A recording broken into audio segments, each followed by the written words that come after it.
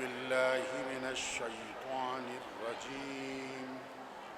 बिस्मिल्लाहिर्रहमानिर्रहीम।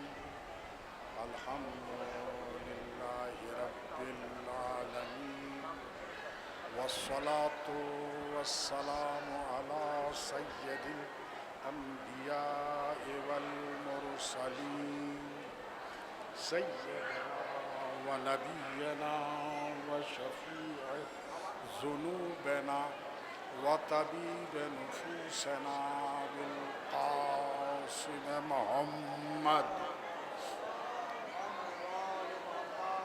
व अहले बैतिहि अत्तय्यबीन अत्ताहिरीन अल-मअसूमीन अल-मज़लूमीन व लअनतुल्लाहि अला अअदाइहिम अजमईन मिन यौमिना हाज़ा इला यौमिद्दीन। अम्मा बअदु फ़क़द क़ाल अल्लाहु तबारक व तआला बिस्मिल्लाहिर्रहमानिर्रहीम। इय्याक नअबुदु व इय्याक नस्तईन। सलावत पढ़िए।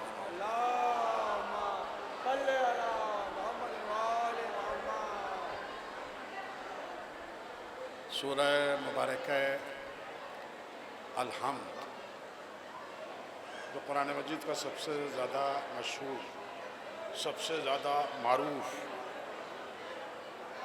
सबसे ज़्यादा मारूफ सूरा है और सबसे ज़्यादा अहम सूरा है। अहम इस लिहाज से कि अगर किसी मुसलमान को ये सूरा याद ना हो तो उसके दीन और ईमान में शक की पूरी पूरी गुंजाइश मौजूद है। तो बहरहाल ये सबसे ज़्यादा अहम सूरा और उसकी एक आये करीमा की तिलावत बहरहाल बंदे ने की है और इसी के ज़ेल में चंद अराइज़ आप हज़रात की खिदमत में पेश करना मकसूद है। बहरहाल मैं अपनी जगह के ऊपर हैरतज़दा ज़रूर हूँ कि जोगीपुराम में सालाना मजालिस के उन्वान से लोग आएँ और मजलिस में नज़र ना आए, वाक़ई ये काबिल ताज्जुब है और ये किसी अच्छी अलामत की निशानदेही नहीं कर रही है। सलावत पढ़िए मोहम्मद वाले।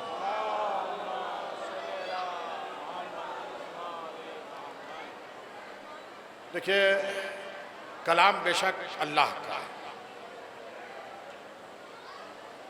अल्लाह का कलाम होने में इसके अंदर कोई शक व शुबा कहीं से कहीं तक मौजूद नहीं है।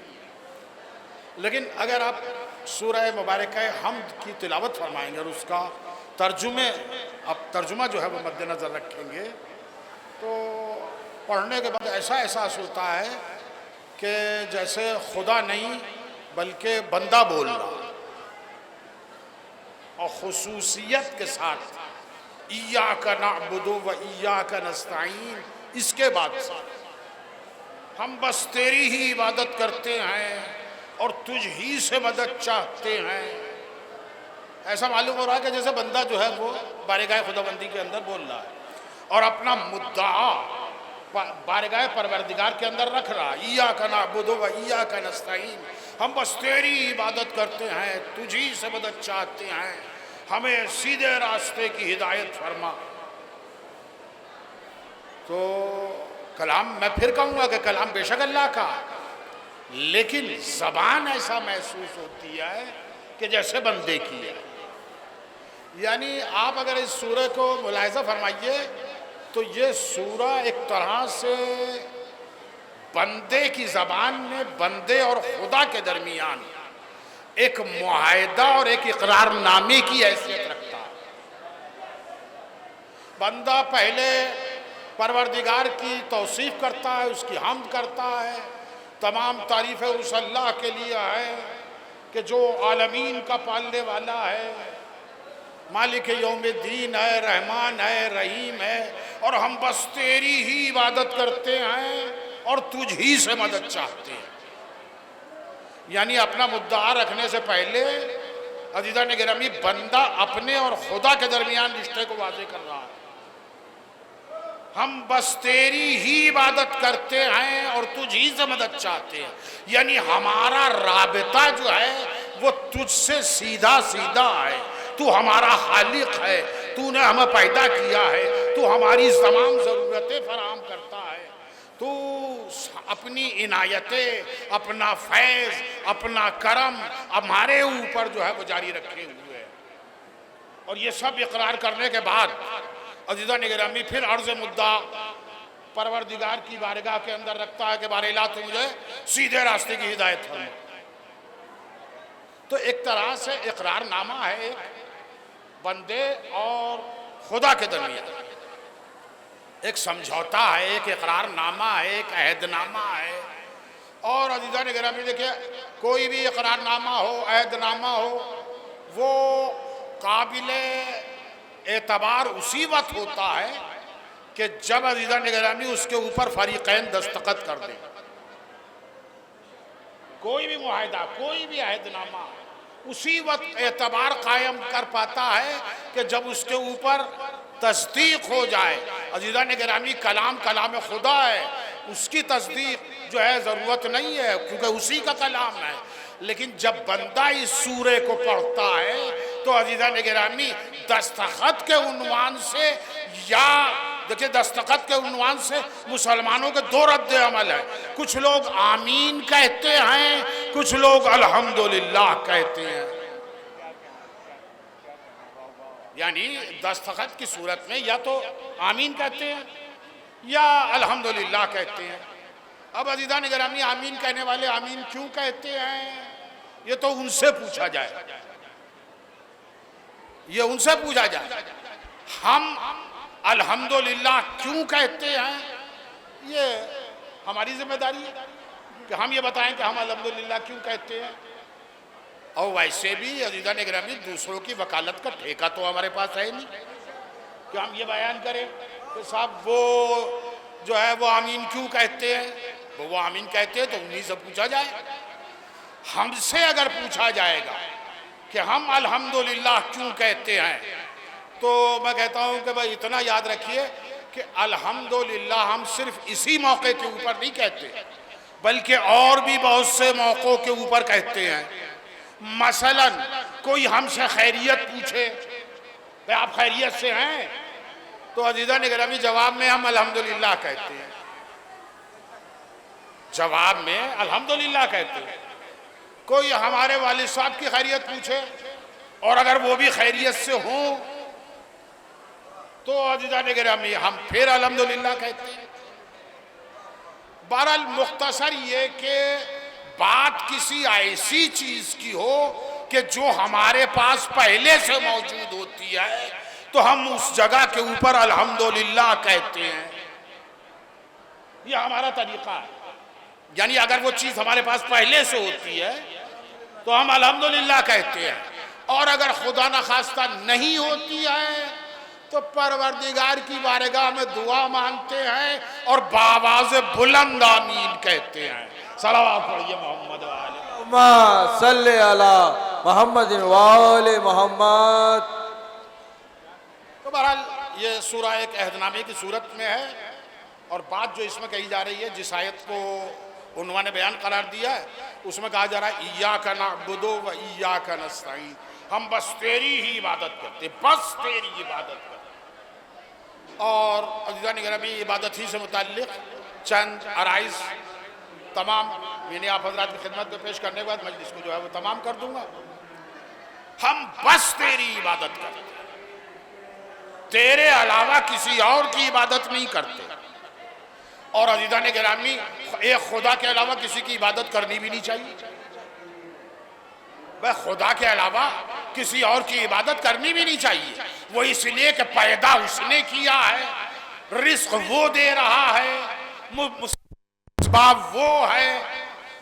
तो ये तो ऐसा ही हो जाएगा कि अज़ीज़ान गिरामी एहसान कोई और कर रहा हो, हम शुक्रिया किसी और का कर रहे हैं। भाई जिसका एहसान हमारे ऊपर हो, जाहिर है कि अक्ल यही कहती है कि जिसका एहसान है, जो करम कर रहा है, जो फैज़ पहुंचा रहा है, जिसने खल्क़ किया है, उसी का शुक्रिया होना चाहिए। उसी की इबादत होनी चाहिए। तो बहरहाल सिर्फ और सिर्फ हम बस तेरी इबादत करते हैं, अल्लाह की इबादत करते हैं। और ये बात जो है वो कुरान मजीद ने ताकीद के साथ कही है, इय्याका को पहले लाकर ये बात में जो है वो ताकीद पैदा की गई है, हम बस तेरी इबादत करते हैं। और देखिए जहां तक इबादत का ताल्लुक है, इबादत को जानता कौन नहीं है भाई। जहां तक इबादत के तसव्वुर का ताल्लुक है तो इबादत का तसव्वुर जो है वो तो हर मज़हब में मौजूद है, हर कौम में मौजूद है। न सिर्फ ये कि आज, बल्कि आज से पहले भी मौजूद था।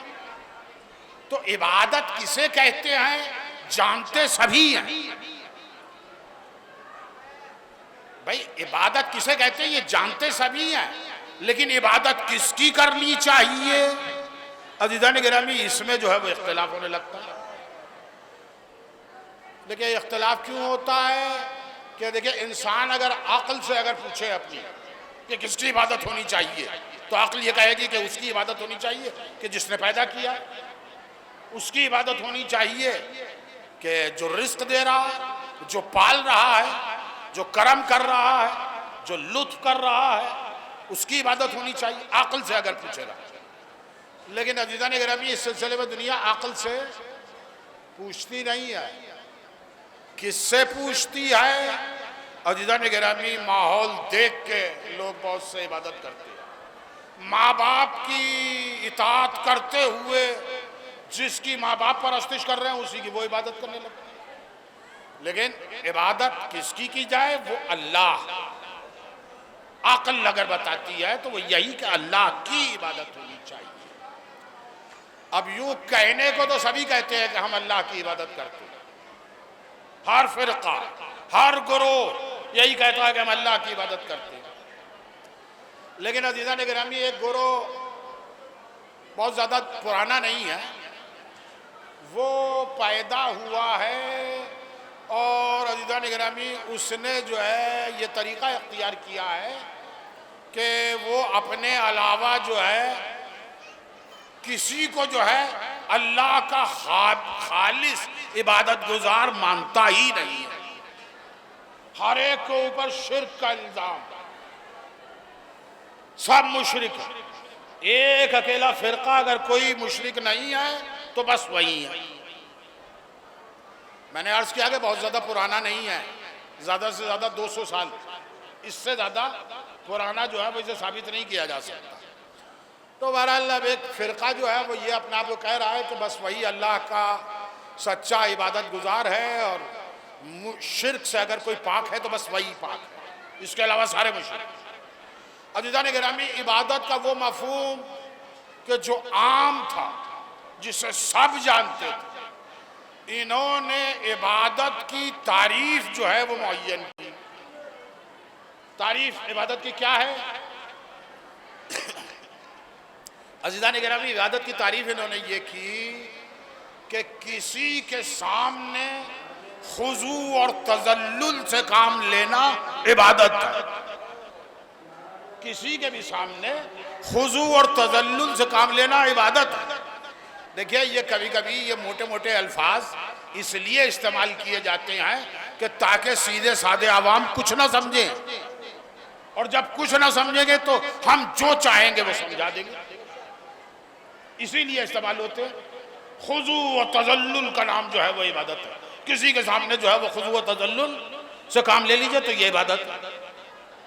अज़ीज़ान गिरामी में मैं कहता हूँ कि अगर देखिए ऐसा भी नहीं है कि खुजू व तजल्लुल के माने दुनिया ना जानती हो, डिक्शनरियाँ जो है वो नापैद हो गई हो, ऐसा भी नहीं। खुजू व तजल्लुल को दुनिया हर जगह समझ लेती। खुजू व तजल्लुल का माना यह है कि किसी के सामने जो अपने आप को छोटा तसव्वुर कर लेना, किसी को अपने से अजीम तसव्वुर कर लेना, अपने आप को हकीर जान लेना और किसी को जो है अहम समझ लेना। अज़ीज़ान गिरामी ये है खुजू व तजल्लुल का माना।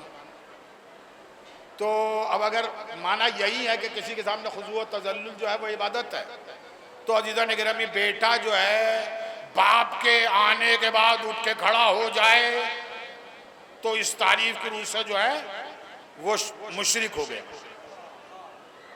बेटा बाप के आने पर खड़ा हो जाए मुशरिक, इसलिए कि यह खुजू व तजल्लुल का मुजाहिरा कर रहा। अज़ीज़ान गिरामी, शागिर्द उस्ताद को देख के खड़ा हो जाए, उसका अदब करने लगे, तो ये शागिर्द जो है वो अपने आप को कम तसव्वुर कर रहा है, अपने उस्ताद को अजीम तसव्वुर कर रहा, हाँ, अपने आप से बड़ा तसव्वुर कर रहा, उसके सामने जो है अपने आप को हकीर जान रहा, उसके सामने अपने आप को जलील समझ रहा। तो अज़ीज़ान गिरामी, वो शागिर्द भी जो है वो मुशरिक हो गया। और देखिए, ये तो कदम कदम के ऊपर इस तरह की चीज़ें जो है वो सामने आएंगी। भाई सारे दुनिया के इंसान बराबर थोड़ा ही है, सबके ओहदे बराबर नहीं है, सबके दर्जात बराबर नहीं है, सबके आमाल बराबर नहीं है, सबकी फजीलतें बराबर नहीं है, सबके कमालात बराबर नहीं है। तो अगर किसी ने अपने आप को जो है वो हकीर तसव्वुर कर लिया और सामने वाले को जो है वो अजीम मान लिया, तो अज़ीज़ान गिरामी वो तो मुशरिक हो गए, वो तो मुशरिक हो गया। अच्छा, हम कहते हैं कि ठीक है, मान लिया हमने कि खुजू व तजल्लुल इबादत है, तो अगर खुजू व तजल्लुल इबादत है तो कुरान मजीद को किसी के सामने खुजू व तजल्लुल का हुक्म नहीं देना चाहिए। और कुरान मजीद हुक्म देता हुआ नजर आ रहा, अख्फिज लहुमा जनाह ज़ुल्ल मिनर रहमा, अपने माँ बाप के सामने अपने शानों को जिल्लत के साथ रहमत बना के उनके सामने बिछा। देखिए लफ्ज ज़ुल है, अख्फिज लहुमा जनाह ज़ुल्ल मिनर रहमा, और ये वही लफ्ज है कि जो तारीफ के अंदर इस्तेमाल किया गया। तो अज़ीज़ान गिरामी, अब अगर कुरान मजीद की इस आयत के ऊपर कोई मुसलमान अमल कर ले और माँ बाप के सामने जो है अपने आप को हकीर समझ ले, तो अज़ीज़ान गिरामी वो तो कुरान मजीद पे अमल करके भी मुशरिक हो गया, वो तो अमल करके भी मुशरिक हो गया। देखिए, तारीफ ऐसी तय की गई थी कि सिवाय उस फिरके के सब मुशरिक नजर आए, लेकिन तारीफ बन ऐसी गई कि खुद वो फिरका भी जो है अपने आप को शिर्क से नहीं बचा सकता। भाई इसमें तो हर इंसान जो है वो मुशरिक हो जाएगा, हर औलाद अपने माँ बाप के सामने जो है मुशरिक हो गई, हर शागिर्द जो है वो अपने उस्ताद के सामने मुशरिक हो गया। लिहाजा एक तारीफ के अंदर एक मॉडिफिकेशन किया गया, एक तब्दीली, एक रद्द बदल, और वो ये की गई कि किसी के सामने बेइंतहा खुजू व तजल्लुल, बेइंतहा, बेइंतहा यानी इनफाइनाइट, बेइंतहा यानी जिसका कोई हद शुमार ना हो। अज़ीज़ान गिरामी, देखिए जहाँ तक इस इंसान का ताल्लुक़ है, तो इंसान का कोई काम जो है ऐसा नहीं है कि जो बेइंतहा हो सके। भाई एक इंसान बेइंतहा रोटियां नहीं खा सकता, भाई जितनी भी खाएगा एक इंतहा तो होगी, एक गिनती होगी, लिमिट होगी। अब लिमिट किसी की ज्यादा हो किसी की कम हो ये एक अलग चीज है, लेकिन बहरहाल लिमिट होगी। तो इंसान का कोई काम बेइंतहा होता ही नहीं। एक इंसान बेइंतहा पानी पी जाए, नामुमकिन। तो अब अज़ीज़ान गिरामी देखिए, ये बेइंतहा का इजाफा करने के बाद अब क्या नतीजा निकला? अब ये नतीजा निकला कि कोई इंसान मुशरिक है ही नहीं। तो देखिए, मैं एक जुमला पहले ही कह चुका हूं कि ये मोटे मोटे अल्फाज इसलिए इस्तेमाल किए जाते हैं कि ताकि सीधे साधे आवाम कुछ ना समझे, फिर उन्हें जो समझाया जाए वो समझा दिया जाए। अब मैं ऐसे ही जो है वो कुछ फतवे आपके सामने पेश करूंगा। पहला फतवा समाअत फरमा लीजिए, आप जोगीपुरा ज़ियारत के लिए तशरीफ लाए हैं। वो अज़ीज़ान गिरामी, फतवा ये है कि ज़ियारत जो है, ज़ियारत के लिए सफ़र करना जो है वो शिर्क है। ज़ियारत के लिए सफ़र करना जो है वो शिर्क है। अज़ीज़ान गिरामी, देखिए मैं शिर्क की एक तारीफ आपके सामने पेश कर दूं। शिर्क किसे कहते हैं? देखिए, शिर्क कहते हैं कि हर वो चीज़, हर वो काम जो अल्लाह से मखसूस हो, उसे गैरुल्लाह के लिए अंजाम देने का नाम शिर्क है। जियारत, मैं कहता हूं कि जियारत शिर्क तब होगी जब जियारत अल्लाह से मखसूस हो। बस जियारत अल्लाह से मखसूस हो। और अजीज़ान गिरामी, आज तक तो इस दुनिया के अंदर कोई इंसान अल्लाह की जियारत तो नहीं कर सका। आज तक किसी ने की अल्लाह की जियारत? भाई कुछ अहमक और बेवकूफ़ किस्म के लोगों को छोड़ दीजिए कि जिन्होंने ये दावा किया है कि उन्होंने अल्लाह को देख लिया है, या ये कि जो ये कहते हैं कि हम देखेंगे, उन लोगों की बात छोड़ दीजिए। लेकिन अजीज़ान गिरामी, किसी साहिब अक़ल ने आज तक अल्लाह को नहीं देखा। तो ज़ियारत तो होती गैरुल्लाह की है, बस ज़ियारत अल्लाह की कहाँ होती है? आप ज़ियारत को शिर्क कैसे बता रहे हैं? बस ज़ियारत तो शिर्क तब होगी जब ज़ियारत अल्लाह की हो, अल्लाह से मखसूस हो, अल्लाह के अलावा किसी की ज़ियारत ना हो, न की जा सकती। तो ये फतवा कि ज़ियारत जो है उसके लिए सफ़र करना शिर्क है। अच्छा देखिए, आप फतवे के अंदर आप एक चीज़ मुलाहिज़ा फरमाइए, ये नहीं कहा जा रहा कि ज़ियारत शिर्क है, ये कहा जा रहा है ज़ियारत के लिए सफ़र करना शिर्क। ज़ियारत शिर्क नहीं है, ज़ियारत के लिए सफ़र करना शिर्क। देखिए, ये जो मैं फतवे आपकी खिदमत में अर्ज़ कर रहा हूँ, ये आपको जो है वो उस मसलक की हर किताब के अंदर मिल जाएंगे। ये फतवे बड़े मशहूर फतवे हैं ये, कि ज़ियारत के लिए सफ़र करना शिर्क है। तो अज़ीज़ान गिरामी, मैं कहता हूँ कि ज़ियारत के लिए सफ़र करना शिर्क है और ज़ियारत जो है वो शिर्क नहीं है। तो अज़ीज़ान गिरामी, मसला ये है कि बग़ैर सफ़र किए हुए ज़ियारत होगी तो कैसे होगी? बस ज़ियारत बग़ैर सफ़र के होगी तो कैसे होगी?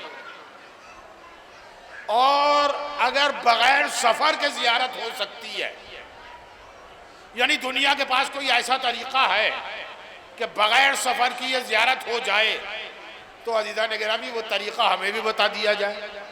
वह हम बड़े शुक्रगुज़ार होंगे कि बग़ैर सफ़र किए हुए हम ज़ियारतें कर लेंगे। हम तो बड़े शुक्रगुज़ार होंगे। तो बहरहाल कहा जाता है कि ज़ियारत के लिए सफ़र करना शिर्क, ज़ियारत शिर्क नहीं है, ज़ियारत के लिए सफ़र करना शिर्क। तो अज़ीज़ान गिरामी, अब देखिए बात बिल्कुल वाज़ेह है कि ज़ियारत शिर्क नहीं है, ज़ियारत के लिए सफ़र करना शिर्क है। तो मैं कहता हूं कि फिर ज़ियारत से क्यों रोका जा रहा है? सफ़र करने से रोकिए। फिर तो सफ़र करने से रोकिए, ज़ियारत से क्यों रोक रहे हैं?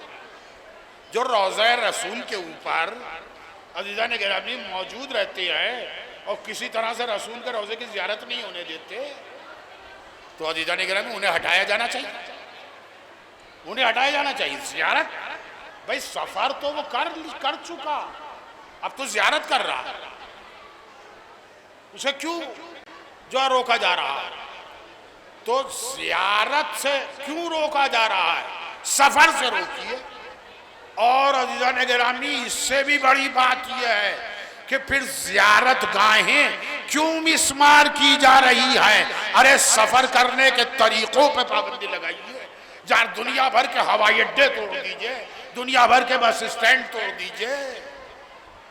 बस सफ़र शिर्क है, सफ़र हराम है। तो अगर सफ़र हराम है तो इन तमाम चीज़ों को ख़त्म कीजिए। आप ज़ियारतों पर बुलडोज़र क्यों चला रहे हैं? आप ज़ियारतें जो है वो मिस्मार क्यों कर रहे हैं? आप जन्नतुल बकी को क्यों मिस्मार कर दिया गया? तो बहरहाल एक फतवा ये है जो बड़ी मेहनत के साथ समझाया जाता है कि साहब ज़ियारत के लिए सफ़र करना जो है वो शिर्क है। और देखिए फतवे बहुत से हैं, मैं सारे फतवे तो आप हज़रात की खिदमत में नहीं पेश कर सकूँगा। बहरहाल जितना वक्त के दामन में गुंजाइश होगी मैं उतने फतवे आपके सामने पेश कर दूंगा। अब एक फतवा और है, या रसूल अल्लाह कहना शिर्क है। अब देखिए, या रसूल अल्लाह की तो मैं मिसाल दे रहा हूँ, वरना आप या के जरिए से जितने भी पुकारते हैं, या अली कहते हैं, या अबुल फजल अब्बास कहते हैं, वो सब शिर्क है। इस गुरोह के नजदीक ये सब शिर्क है। तो मिसाल वहाँ ये भी जो है वो दी जाती है, तो वो यही दी जाती है कि या रसूल अल्लाह जो है वो नहीं कहना चाहिए। या रसूल अल्लाह जो है ये जायज़ नहीं है। भैया क्यों जायज़ नहीं है? कि जायज़ इसलिए नहीं है कि ठीक है, जब तक रसूल थे तो रसूल को या रसूल अल्लाह कह सकते थे, लेकिन अब रसूल हैं कहाँ? अब तो रसूल मर चुके, अब तो रसूल हैं कहाँ? अब तो खाक में मिल चुके, दफन किए जा चुके। अब या से जो आप खिताब कर रहे हैं तो कहते हैं कि देखिए या जो है वो जी हयात के लिए, जिंदा के लिए इस्तेमाल होता है, या मुर्दा के लिए इस्तेमाल नहीं होता। आप या रसूल अल्लाह कह रहे हैं तो रसूल हैं कहाँ? अजीजा ने गिरा में मैं कहता हूं कि रसूल मर चुके, ये आपका अकीदा है।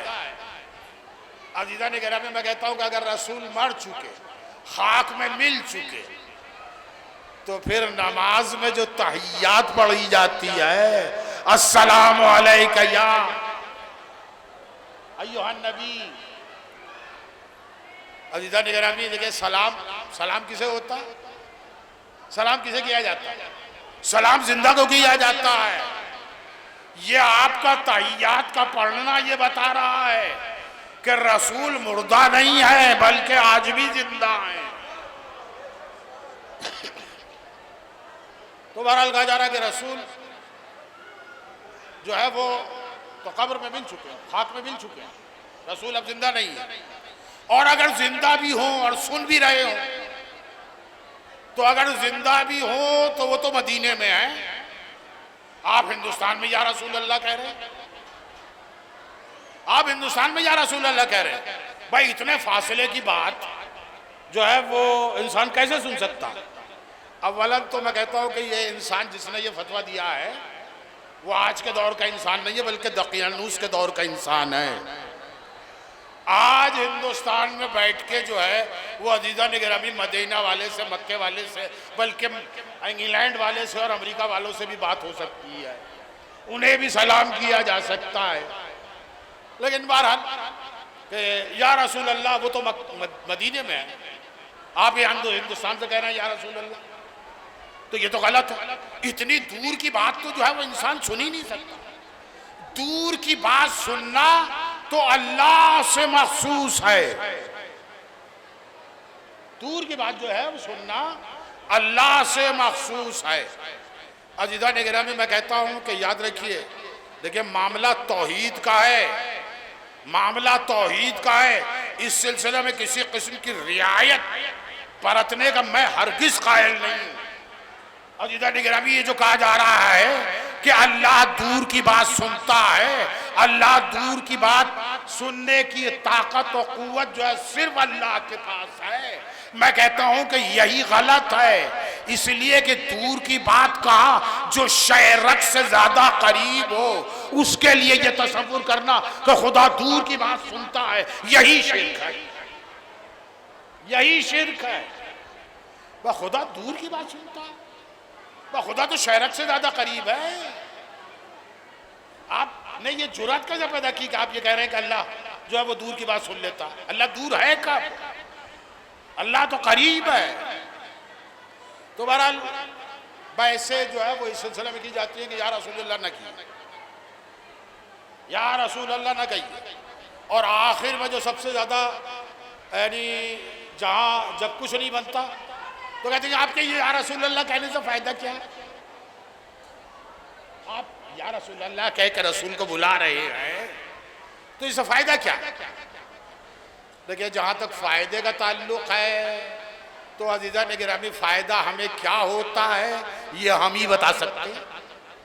भैया आपको क्या खबर? भाई जब आप या रसूल अल्लाह कहते ही नहीं हैं तो आपको क्या पता? भाई हम कहते हैं तो हमसे पूछिए फायदा क्या है। भाई या अली कहते हैं तो या अली का फायदा क्या है तो हम बताएंगे। या अबुल फजल अब्बास अगर हम कहते हैं तो ये फायदा तो हम बताएंगे। आप कैसे फैसला कर रहे हैं कि कोई फायदा नहीं है? ये तो हमें फायदा होता है इसलिए हम या रसूल अल्लाह कहते हैं, या अली कहते हैं, चूंकि फायदा होता है। तो बहरहाल ये कि इससे फ़ायदा क्या है, इससे जो है क्यों या रसूल अल्लाह कह रहे हैं। अजीज़ान गिरामी देखिए, मसला ये है कि हम जो या रसूल अल्लाह कह रहे हैं और रसूल को जिंदा समझ के कह रहे हैं, इसका सबसे बड़ा फायदा तो ये है कि हम ये अपने ज़हन और फिक्र में ये समाये हुए हैं कि हम रसूल के सामने रसूल को हाजिर समझते हुए हम या रसूल अल्लाह कह रहे हैं। अजीज़ान इसके नफ्सियाती असरात हैं, इसके रूहानी असरात हैं। और फिर हम या रसूल अल्लाह कहते हैं तो आपने कैसे तसव्वुर कर लिया कि रसूल हमारी मदद के लिए नहीं आते। हम या अली कहते हैं तो आपने कैसे सोच लिया कि अली मदद के लिए नहीं आते। अरे हमारी मदद के लिए आते हैं तो हम बताएंगे, ये तो हमारा मसला है। तो बहरहाल अब ये जो है वो इस तरह का फतवा कि या रसूल अल्लाह जो है वो शिर्क है। अब एक और फतवा आप समाअत फरमा लीजिए। अज़ीज़ान गिरामी फतवा ये है, बल्कि जिसके ऊपर प्रैक्टिकली अमल भी होता है। आप रोज़ा रसूल के ऊपर जाइए तो वहाँ जो मुतव्वे हजरात ड्यूटी पे होते हैं, अज़ीज़ान गिरामी वो जो है आपको रसूल के रोज़े की ज़री नहीं छूने देंगे। ज़री का बोसा लेना जो है गुनाह है, ये शिर्क है। ज़री का बोसा लेना जो है वो शिर्क है। मैं अज़ीज़ान गिरामी अपनी बात आपको फिर याद दिलाऊं। मैंने अर्ज किया था कि शिर्क किसे कहते हैं। शिर्क किसे कहते हैं कि जो बात अल्लाह से मखसूस हो उसे गैरुल्लाह के लिए अंजाम देने का नाम शिर्क है। मैं कहता हूं कि आप बोसे को शिर्क कह रहे हैं, ज़री के बोसे को शिर्क कह रहे हैं, तो क्या बोसा अल्लाह का लिया जाता है? अल्लाह का आज तक किसी ने बोसा लिया है? वो बोसा अल्लाह से मखसूस है। अज़ीज़ान गिरामी बोसा तो होता ही गैरुल्लाह का है। आज तक किसी ने अल्लाह की ज़ियारत ही नहीं की है, और जब ज़ियारत ही नहीं कर सका तो अज़ीज़ान गिरामी अल्लाह का बोसा कहाँ? अल्लाह के बोसे का मतलब क्या है? इसका मतलब यह है कि बोसा होता ही गैरुल्लाह का, अल्लाह का बोसा ही नहीं होता और ना कभी हो सकता है। तो ये जो कहा जा रहा है कि या रसूल अल्लाह, या ये जो कहा जा रहा है कि रसूल के रोज़े की ज़री की जो है वो बोसा लेना जो है वो शिर्क है, तो ये बोसा जो है वो अल्लाह से मखसूस है कब? तो बहरहाल अब बहस यहाँ इसमें यह है कि इसका फ़ायदा क्या है, ये बोसा लेने का फ़ायदा क्या है। अज़ीज़ान गिरामी मैं अवलन तो एक वाक़या आप हज़रात की खिदमत में याद दिला दूँ। हमारे एक आलिम बुज़ुर्ग गुजरे हैं, अल्लामा अमीनी। वो एक मरतबा जब हज के लिए तशरीफ़ ले गए तो सऊदी अरब के बादशाह की तरफ से जो वो उनकी पज़ीराई हुई, यानी मेहमान बनाए गए एक वक्त के लिए। तो अब आगा को चूँकि मालूम था कि इस तरह का मामला होगा, तो वो कुछ कुरान मजीद के नुस्खे जो है वो ऊँट के चमड़े में तो तैयार शुदा कुरान मजीद के कुछ नुस्खे जो है वो लेके गए थे। अज़ीज़ान गिरामी उन्होंने जो है वो बादशाह सलामत की खिदमत में पेश किए। बादशाह सलामत ने अरे अज़ीज़ान गिरामी कुरान मजीद का नुस्खा लिया, उसका बोसा लिया। जैसे ही बोसा लिया, अल्लामा अमीनी ने पूछा कि क्या कोई आपके यहाँ कोई हदीस है कि ऊँट के चमड़े का बोसा लो? कोई हदीस वारिद हुई है, पैगंबर ने कहा है कि ऊँट के चमड़े का बोसा लो?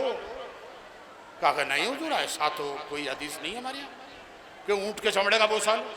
कहा कि अगर हदीस नहीं है तो आपने ये ऊँट के चमड़े का बोसा क्यों लिया है? भैया ऊँट के चमड़े का बोसा क्यों लिया है? तो उन्होंने ये फरमाया कि देखिए ये हमने ऊँट के चमड़े का बोसा ही नहीं लिया है, दर हकीकत इसके अंदर जो किताब है उसको उसकी अजमत को मद्देनजर रखते हुए हमने जो है वो बोसा लिया। तो अल्लामा अमीनी फरमाते हैं कि बस इसी तरह से हम भी उस सोने और चांदी की जालियों का बोसा नहीं लेते। सोने और चांदी की जालियों का बोसा नहीं लेते, हम उस जात का बोसा लेते हैं कि जो उसके अंदर आराम फरमा है। हम उसका बोसा नहीं लेते, सोने चांदी की जो है वो उनका जालियों का बोसा ले। बस सोना चांदी तो हिंदुस्तान में क्या काम है भाई? अगर सोने चांदी का बोसा लेना होता तो हम हिंदुस्तान में ले लेते भाई। जो हम वहां जाके बोसा ले रहे हैं तो वो अजीज़-ए-गिरामी पैगंबर इस्लाम की अजमत को मद्देनजर रखते हुए इसलिए हम बोसा ले रहे हैं। तो अजीज़-ए-गिरामी अब ये कहा जाता कि इस बोसा लेने का फायदा क्या है? देखिए ये अजीब और गरीब सवाल है कि आप बोसा लेने का फायदा क्या है? देखिए मैं आप हजरात की खिदमत में अर्ज कर दूं कि देखिए बोसा कभी भी फायदे और नुकसान के पेश नजर नहीं होता। फायदे की वजह से बोसा लिया जाता हो ऐसा हरगिज नहीं है, नुकसान की वजह से बोसा लिया जाता हो ऐसा हरगिज नहीं है। देखिए अगर फायदे की वजह से बोसा होता तो आप तसव्वुर फरमाइए किस किस चीज का बोसा होता। दवाओं की शीशियों का बोसा होता, विटामिन की गोलियों का बोसा होता, हलवे और पराठे का बोसा होता, अजीज़ान-ए-गिरामी जितनी फायदेमंद चीजें हैं फलों का बोसा होता, अजीज़ान-ए-गिरामी ड्राई फ्रूट्स का बोसा होता, बस जितनी फायदे की चीजें हैं उनका बोसा होता। तो फायदे की वजह से बोसा लिया जाता, फायदे की वजह से बोसा ही नहीं होता। नुकसान की वजह से बोसा होता है, यानी जितनी चीजें नुकसान पहुंचाने वाली उनका बोसा लिया जाता है। अगर ऐसा होता तो अजीज़ान-ए-गिरामी क़यामत ही बपा हो जाए। सांप का बोसा होता, बिच्छू का बोसा होता, जहर का बोसा होता, बस नुकसान की वजह से बोसे तो इनके होते। फिर बोसा फायदे और नुकसान की वजह से नहीं होता।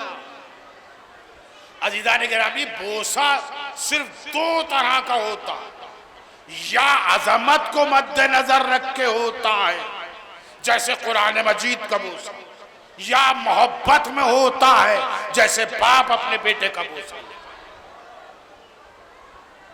तो अजीज़ान-ए-गिरामी या अजमत की वजह से होता है बोसा या मोहब्बत की वजह से बोसा होता है। हम जो जरिए रसूल पे पहुंच के रसूल की जरी का बोसा लेते हैं तो पैगंबर की अजमत में लेते हैं, पैगंबर की मोहब्बत में लेते हैं।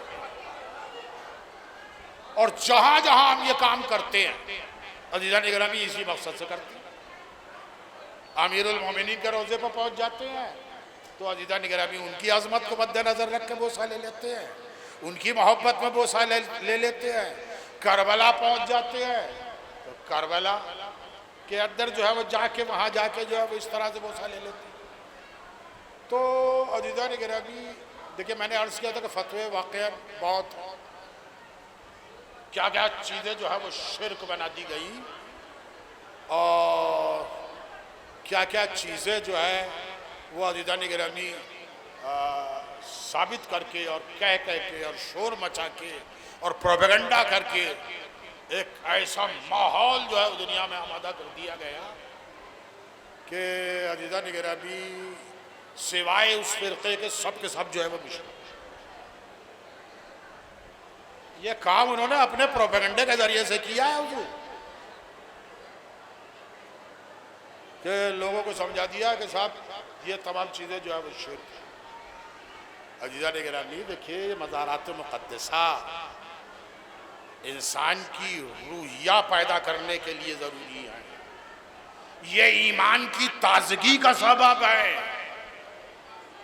ये ईमान की जिला का सबब है। तो अजीज़ान-ए-गिरामी फतवे मैं फिर अर्ज करूँगा वाक़ईन बहुत से। इबादत जो है वो सिर्फ और सिर्फ अल्लाह की होनी चाहिए, ये अपनी जगह के ऊपर हकीकत खालिस अल्लाह की होनी चाहिए। रियाकारी वाली इबादत इबादत नहीं है। अजीज़ान-ए-गिरामी हदीस है कि रियाकारी करने वाले को जिसके लिए रियाकारी की है उसी के हवाले कर दिया जाएगा। उसी के हवाले कर दिया जाए। नमाज रियाकारी में पढ़ी है, नमाज रियाकारी में पढ़ी है, तो अजीजा निगरानी अब इसका अजर जो है वो अल्लाह थोड़ी देगा। बस जिन्हें दिखाने के लिए नमाज पढ़ी है, इंसान जो है वो उनसे अजर मांगे। भाई अल्लाह के लिए पढ़ी कब गई है जो अल्लाह उसका अजर दे। भाई जिन्हें दिखाने के लिए पढ़ी है उनसे अजर मांगे। जो अल्लाह रियाकारी करने वाले को अजर नहीं देता तो अजीजा निगरानी इसी वजह से नहीं देता। खालिस अल्लाह के लिए, खालिस अल्लाह के लिए, कुर्बतन इल्लाह, नियत के साथ। और अजीजा निगरानी अगर कुर्बतन इल्लाह ना हो तो, अजीजा निगरानी कुर्बतन इल्लाह अगर ना हो तो फिर इबादत नहीं है। लेकिन मसला ये है कि देखिए ये कुर्बतन इल्लाह जो है वो आंखों से नजर नहीं आती। पैगंबर ने फरमाया अल आमालु बिन्नियात, अमल जो है वो नियतों के जरिए से है, जैसी नियत होगी वैसा ही अमल होगा। लेकिन ये नियत आंखों से नजर आती है। अजीजा निगरानी किसी आदमी को आप तशहुद पढ़ते हुए देख लेंगे, अलहम्द पढ़ते हुए देख सकते हैं, रुकू देख सकते हैं, सजदा देख सकते हैं, कुनूत देख सकते हैं, लेकिन नियत अजीजा निगरानी नियत कभी नहीं देख सकते, नियत कभी नहीं देख सकते। नमाज जाहिरी तौर पे नजर आ सकती है, लेकिन अजीजा निगरानी नमाज के पीछे की नियत, नमाज के पीछे का इखलास, वो अजीजा निगरानी आंखों से नजर नहीं आती। और देखिए ये इखलास नजर नहीं आता तो यही वजह है कि अहले बैत की बहुत सी फजीलतें भी दुनिया की समझ में नहीं आती।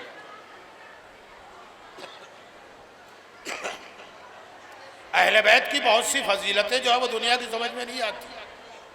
दुनिया ये देखती है कि इन्होंने 3 रोटियां दी और पूरा सूरा जो है वो नाज़िल हो गया। देखिए मसला क्या है, मसला ये कि ये सिर्फ 3 रोटियां देख रहे हैं, इन 3 रोटियों के पीछे कितना इखलास कार फरमा है ये अजीजा निगरानी ये थोड़ी नजर आ रहा है, ये दुनिया थोड़ी देख पा रही है। और यही वजह है कि अहले बैत की फजीलतें समझ में नहीं आती। पैगंबर ने फरमा दिया कि अली की एक ज़रबत इबादत सगलैन पे भारी है। वो ये सोच रहे हैं कि हमने तो जिंदगी भर जब जंगे की हैं, हमने जिंदगी भर तलवारें चलाई, फला साहब ने जिंदगी भर तलवार चलाई, तो उनके लिए तो पैगंबर ने नहीं फरमाया। अजीजा निगरानी ये समझ में क्यों नहीं आ रही है ये हदीस? ये समझ में इसीलिए नहीं आ रही है कि अजीजा निगरानी दुनिया ज़ाहिरी ज़रबत को देख रही है, उस ज़रबत के पीछे इखलास जो है वो इखलास कहाँ नजर आ रहा, वो दुनिया को नजर नहीं आ रहा। और जब इखलास नजर नहीं आ रहा तो अजीजा निगरानी फिर ये फजीलत भी जो है वो दुनिया की समझ में नहीं आ रही। जिस दिन अहले बैत का इखलास समझ में आ जाएगा, जिस दिन अहले बैत की नीयत समझ में आ जाएगी, अजीजा निगरानी अहले बैत के फजाइल भी समझ में आ जाए। सलावत पढ़िए।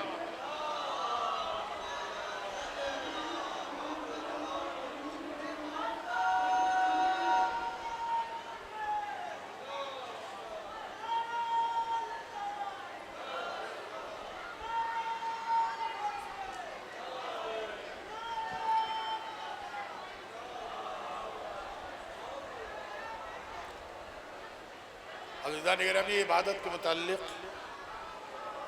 मैं बहरहाल जो अर्ज़ करना था वो अर्ज़ कर चुका, लेकिन अब तक जो गुफ्तगू हो रही थी वो उन लोगों के मुताल्लिक़ हो रही थी जो यहाँ पंडाल में मौजूद नहीं है। अब मैं सीधे सीधे आपसे गुफ्तगू करना चाह रहा था। सामाईन थोड़े से हैं, वैसे तो बहुत से हैं कि जो सुन रहे हैं। अज़ीज़ान गिरामी देखिए ये जो रियाकारी है जिसे शिर्क असग़र कहा गया, शिर्क है ये, रियाकारी यानी आप अल्लाह की इबादत में जो है किसी को शरीक कर रहे हैं। आप नमाज पढ़ रहे हैं इसलिए कि लोग आपको नमाजी कहें। आपकी नीयत जो है वो खुदा की खुशनुदी नहीं है बल्कि लोगों की खुशनुदी है। लिहाजा रियाकारी जो है वो हराम है, शिर्क कहा गया, शिर्क असगर कहा गया। और कहा गया कि इस अमल का कोई फायदा नहीं है, कोई फायदा नहीं है। अजीज़ान गिरामी, हदीस में है कि बहुत सौ के अमाल जो है मलाइका बड़ी खुशी खुशी से लेके जाएंगे। भाई इस शख्स ने तो बड़ी नमाजें पढ़ी हैं, इसने तो बड़े रोजे रखे हैं, लेकिन जब बारगाह खुदाबंदी में लेके पहुंचेंगे तो खुदाबंद आलम फरमाएगा कि इसे जहन्नुम के पस्तरीन तबके में डाल दो। कहा कि क्यों? बारिला तेरी इबादत की है। कहा कि ये मेरी इबादत जो है कुर्बतन इल्लल्लाह नहीं बल्कि दुनिया को दिखाने के लिए की है। आप समझ रहे हैं कि नमाज का हश्र क्या होने वाला? जो रियाकारी के अंदर नमाज हो, जो रियाकारी में नमाज हो, उसका हश्र क्या होने वाला? फरिश्ते बड़ी खुशी खुशी यहां से लेके जाएंगे और अज़ीज़ान गिरामी वो रद्दी की टोकरी में डलवा दी जाएंगी। अज़ीज़ान गिरामी, मुझे जो आपसे अर्ज करना है वो ये कि आप सिर्फ नमाज ही के मुताल्लिक इस अंदाज से न सोचिए, बल्कि हर अमल जो है वो मुखलिसाना होना चाहिए। हर अमल मुखलिसाना होना चाहिए। हर इबादत कुर्बतन इल्लल्लाह के जज्बे से होनी चाहिए। देखिए, बात बिल्कुल सीधे सीधे कहती है, और देखिए इसे बात को सीधे सीधे कहने में मुझे कोई डर नहीं लग रहा। वो इसलिए कि मैं अपनी जगह के ऊपर मुतमईन हूं कि बात गलत नहीं है, बात बिल्कुल सही है। अज़ीज़ान गिरामी, सिर्फ नमाज में रियाकारी बुरी चीज हो ऐसा नहीं है। अगर मजलिस में भी रियाकारी होगी तो अज़ीज़ान गिरामी इस मजलिस का भी कोई अजर नहीं मिलने वाला आपको। इस मजलिस का कोई अजर नहीं मिलने वाला अगर रियाकारी हो। देखिए, मसला बहुत नाजुक है। कहीं की भी मजलिस हो, देखिए हमारे इमाम बाड़े की मजलिस, हमारी अंजुमन की मजलिस, जब तक ये दिमाग के अंदर भूत रहेगा, जब तक अंजुमनों का भूत आपके जहन में रहेगा, अज़ीज़ान गिरामी ये शिर्क है। मजलिस में आए हैं मुखलिसाना आइए, मजलिस में आए हैं कुर्बतन इल्लल्लाह बैठिए। इसका अजर व सवाब आपसे सवाले नहीं समझेगा, बहुत बड़ा अजर व सवाब है। लेकिन उस वक्त है कि जब रियाकारी ना हो, दिखावा ना हो, दुनिया के सामने ढंडोरा ना हो, तब है अजर व सवाब। तो सिर्फ एक नमाज नहीं, हर चीज अज़ीज़ान गिरामी, हमें अपनी आपको जो है वो अंजुमनों से बालातर रखना है। दूसरी अंजुमन का नोहा खान नोहा पढ़ रहा है, लिहाजा हमें कोई दिलचस्पी नहीं। ये क्या है? ये क्या है? ये खुलूस के खिलाफ है, ये खुलूस के बरखिलाफ है, ये जायज नहीं है। ये आपके अजर व सवाब को खत्म करने वाली चीज है। मजलिस में शिरकत भी मुखलिसाना होनी चाहिए और अज़ीज़ान गिरामी मजलिस को पापा भी जो है मुखलिसाना। और देखिए, इस वक्त जो हमारी आपकी सूरत हाल है, इसमें सबसे ज्यादा जो मुझे काबिल रहम नजर आते हैं वो मरहूमीन।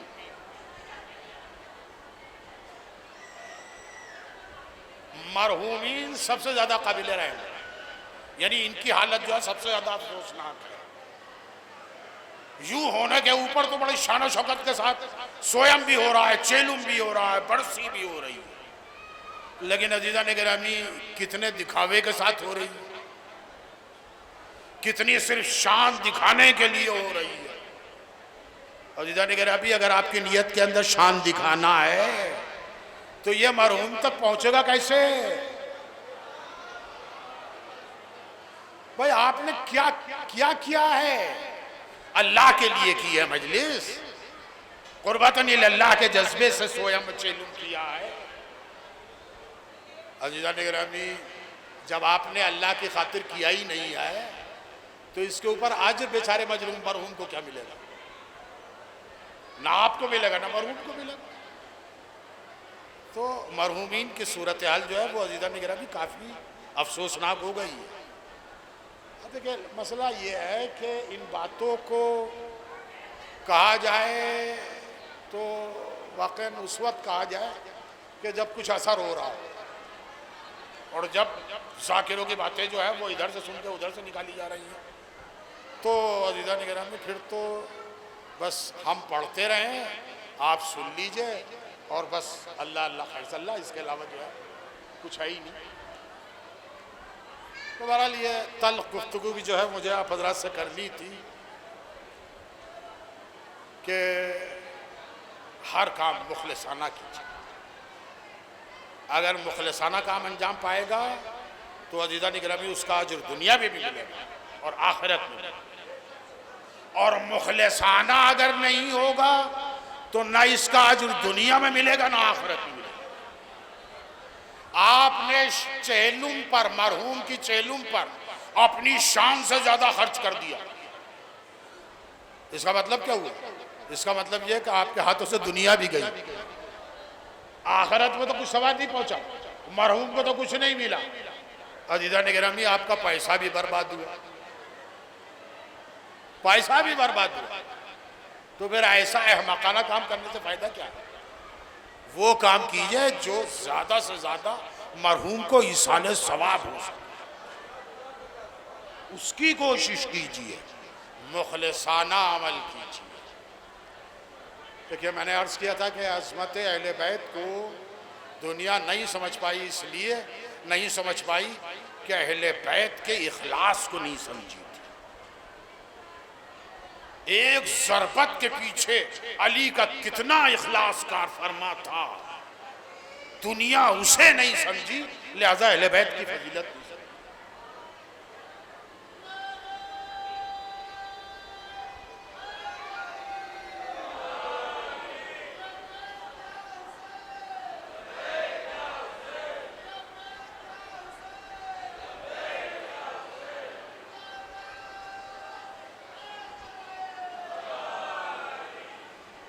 देखिए वाक़ईन अहले बैत की अज़मत को दुनिया उस वक्त समझ लेती जब इखलास और क़ुर्बतन इल्लल्लाह जो है वो आँखों से नज़र आ जाता।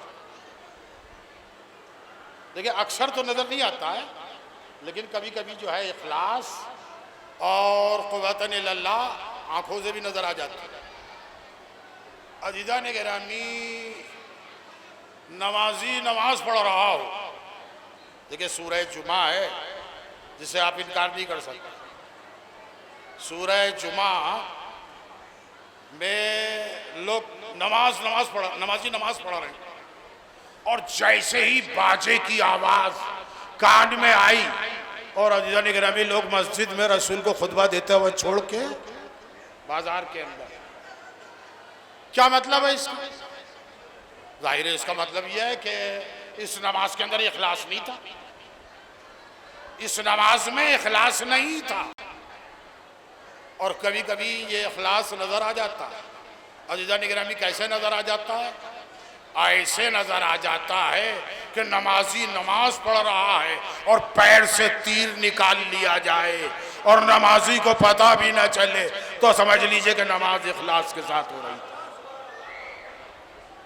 मैदान जिहाद का क़ुर्बतन इल्लल्लाह भी कभी कभी नजर आ जाता है।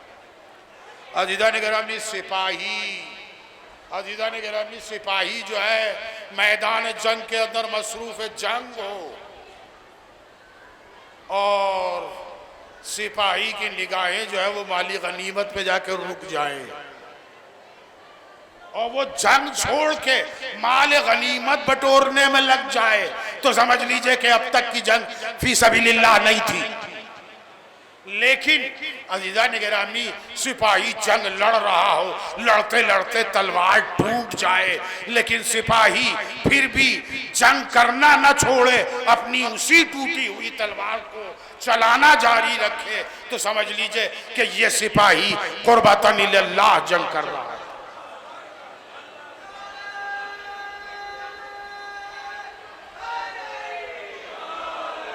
समझ लीजिए कि वो सिपाही जो है कुर्बतन लिल्लाह जंग कर रहा है। और जब खुदा बंदे आलम देख लेता है कि सिपाही कुर्बतन लिल्लाह के जज्बे से सरशार होकर जंग कर रहा है, तो अजीजा निगरानी फिर खुदा बंदे आलम भी तलवार अर्श से भेज देता है। फिर तलवार अर्श से आ जाती है। ये क्यों आई है तलवार? ये अजीजा निगरानी इसलिए आई है, आप देखिए बात बिल्कुल वाज़े है, 2 और 2 4 की तरह से वाज़े है। आप मुझे भी बताइए कि हिंदुस्तान की सेना को तनख्वाह कौन देगा? पाकिस्तान देगा? ईरान देगा? भाई जिसकी फौज है, जिसका लश्कर है, वही अजीजा निगरानी तनख्वाह भी देगा, वही हथियार भी देगा। पाकिस्तान की फौज को असला कौन देगा? अमेरिका देगा? हिंदुस्तान देगा? पाकिस्तान देगा। भाई जिसका लश्कर होता है उसी को, वही जो है वो उसका असला फराम करता। अली की जंग फी सबीलिल्लाह थी। मैं कहता हूं खुदा की जिम्मेदारी थी कि अली को अली ऐसी तलवार भेजी जाए कि जो अली के शाया निशान है। सलावत पढ़िए मोहम्मद।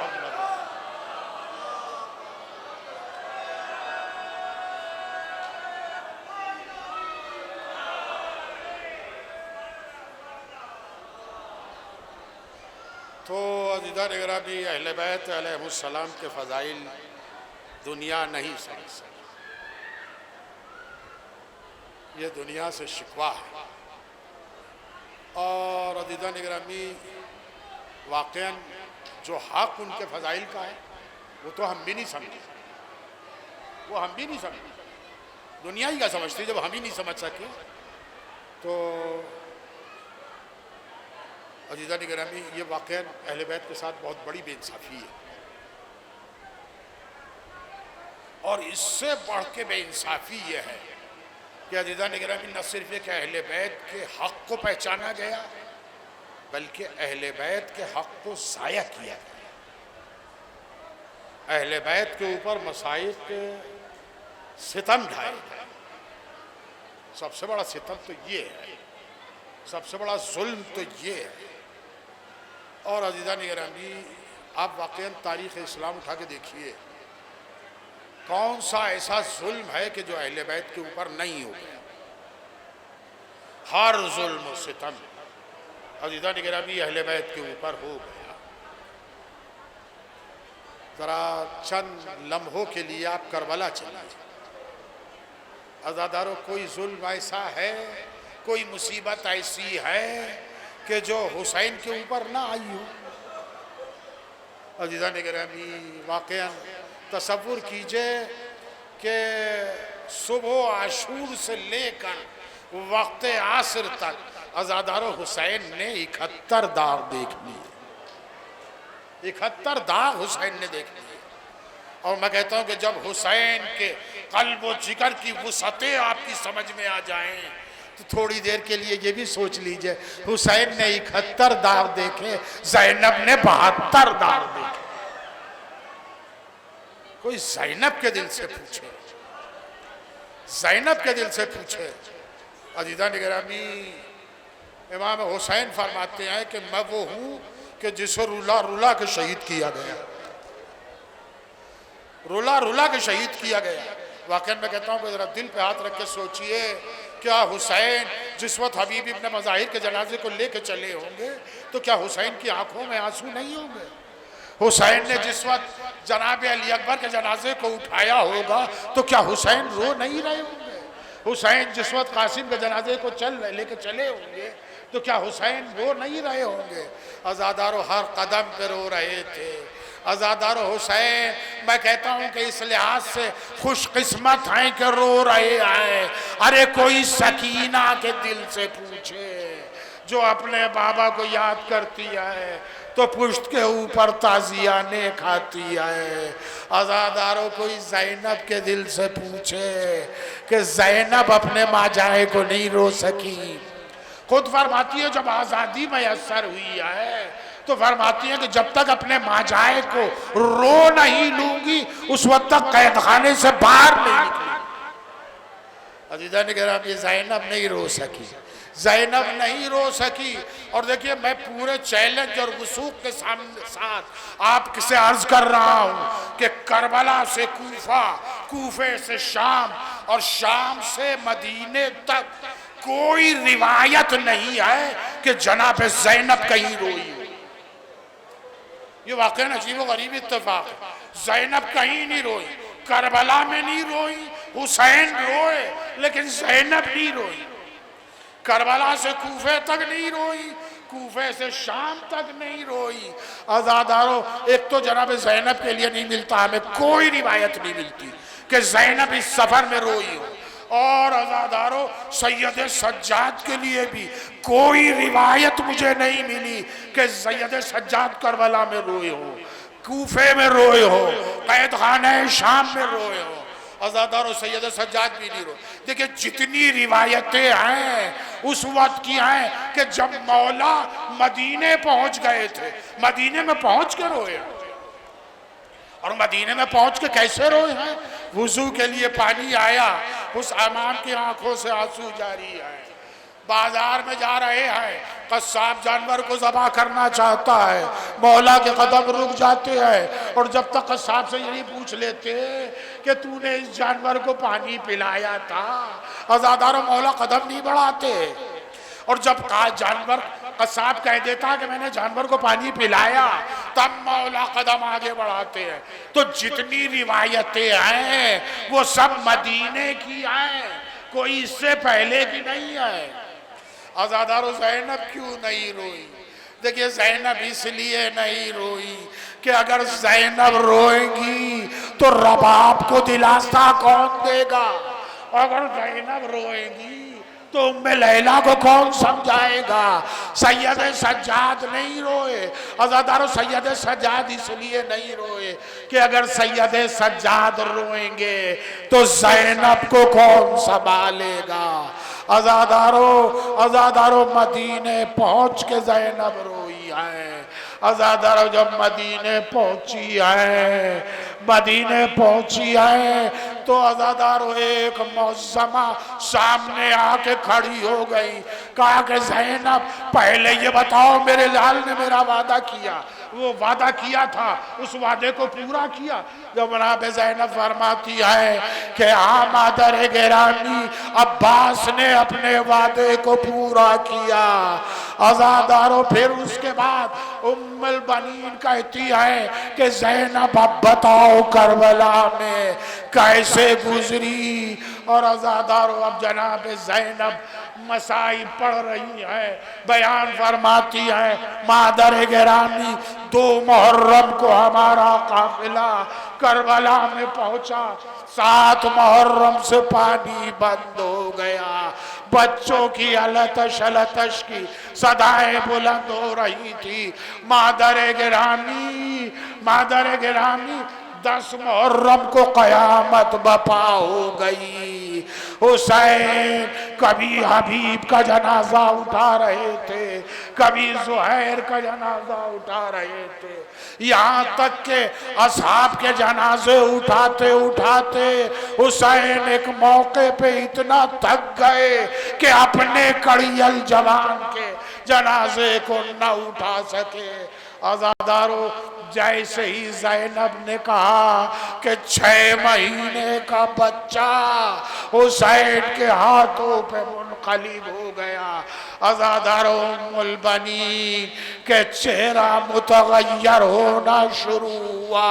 और जैसे ही ज़ैनब ने कहा कि हुसैन घोड़े पर न संभल सके और जमीन पे आ गए, आज़ादारों जनाब ज़ैनब का ये सुनते ही उम्मुल बनीन गश खा के गिर गई। आज़ादारों ज़ैनब ने बाजू पकड़ के हिलाया, अरे मादर गिरामी, ये तो हुसैन के मसाइब थे, अभी मेरे मसाइब कहाँ शुरू हुए? फिर उसके बाद हमारे सरों से चादरें छीन ली गई, करबला से मुस्तफ़ा कूफे से शाम ले जाई गई। मादर गिरामी शाम में कमानत छोड़ के आई हूँ। मैं यहाँ हूँ लेकिन मेरा दिल शाम में है। मैं शाम वापस होंगी जहाँ सकीना को मौत आई है, वहीं ज़ैनब को मौत आएगी। जहाँ सकीना की कब्र बनी है, वहीं ज़ैनब की कब्र बनी।